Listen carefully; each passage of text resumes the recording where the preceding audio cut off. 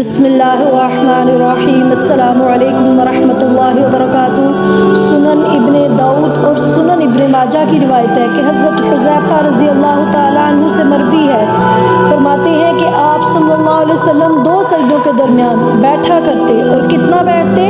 نحو من السجود، جتنا سجدہ لمبا کرتے اتنا ہی ٹائم دو سجدوں کے درمیان بیٹھتے۔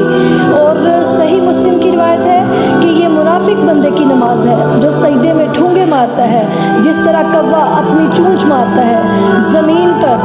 تو آپ صلی اللہ علیہ وسلم اتنی دیر بیٹھتے کہ وَقَانَ یقول، اور آپ صلی اللہ علیہ وسلم دو سجدوں کے درمیان یہ کہتے، رب اغفر لی، رب اغفر لی، کہ اے میرے رب مجھے معاف کر دے، اے میرے رب مجھے بخش دے۔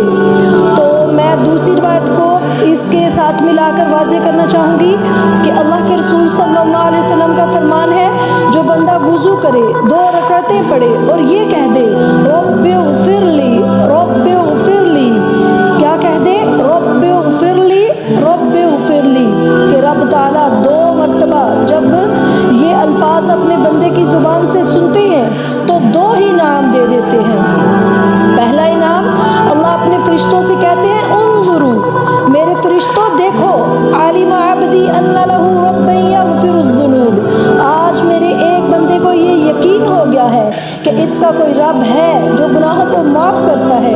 گواہ رہنا میرے فرشتوں، اور ایک مرتبہ اسے دیکھ بھی لو، یہ ہے میرا بندہ، تم گواہ بھی بن جاؤ اور دیکھ بھی لو کہ میں کرنے کیا لگا ہوں۔ پھر اللہ تعالیٰ اپنے بندے سے مخاطب ہوتے ہیں کہ عبدی، او میرے بندے، اعمل ما شئت فقد غفر لہ، کہ جو بھی تو نے آج تک گناہ کیے ہیں نا، جاؤ، میں نے ان فرشتوں کو گواہ بنا کر تمہیں کہتا ہوں کہ میں نے تمہارے پچھلے سارے گناہ معاف کر دیے۔ سبحان اللہ۔ تو دو سجدوں کے درمیان کتنی مرتبہ پڑھنا ہے؟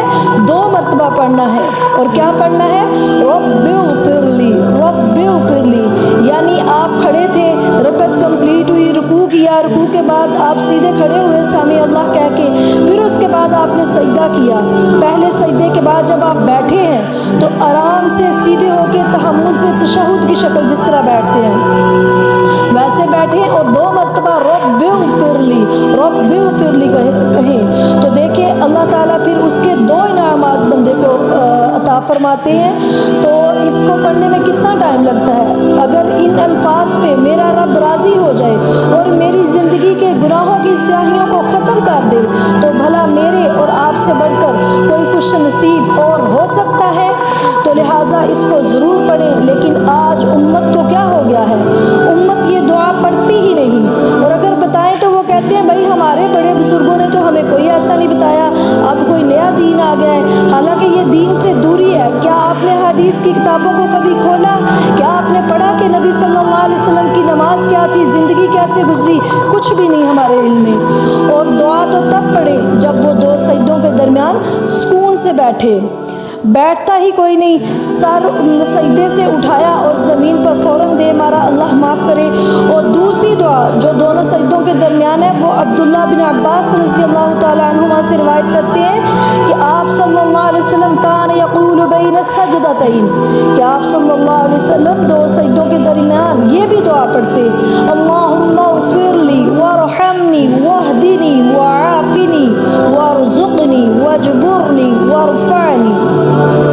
یہ دو روایتوں کا ایک مجموعہ ہے۔ اس دعا کے معنی کو ذرا سوچئے، غور کیجئے کہ اے اللہ مجھے معاف فرما دے، اے اللہ مجھے اپنی رحمت کی برکھا کا مستحق بنا دے، اے اللہ میں بیمار ہوں، نفسیاتی یا روحانی یا جسمانی، مجھے صحت دے دے، عافیت دے دے، اے اللہ میں بھٹکا ہوا ہوں کسی چیز میں تو تو مجھے ہدایت دے دے، اے اللہ میں بھی تیرا ہی بندہ ہوں، تو ساری دنیا کو رزق دیتا ہے، مجھے بھی اپنے وسیع تر خزانوں میں سے رزق حلال عطا فرما دے، اے اللہ واجبرنی، میرے اعمال میں جو کمی کوتاہی ہوتی رہتی ہے اسے پورا کر دے، اور لوگوں کے سامنے میری جو مطلب کہ لیول ہے وہ اخلاق کا وہ اونچا کر دے، میرے سٹیٹس کو اچھا بنا دے کہ لوگ میری عزت کریں۔ سچ بتائیے، جو آپ نے دعائیں سنی ہیں وہ ہر وقت میری اور آپ کی ضرورت نہیں ہے کیا؟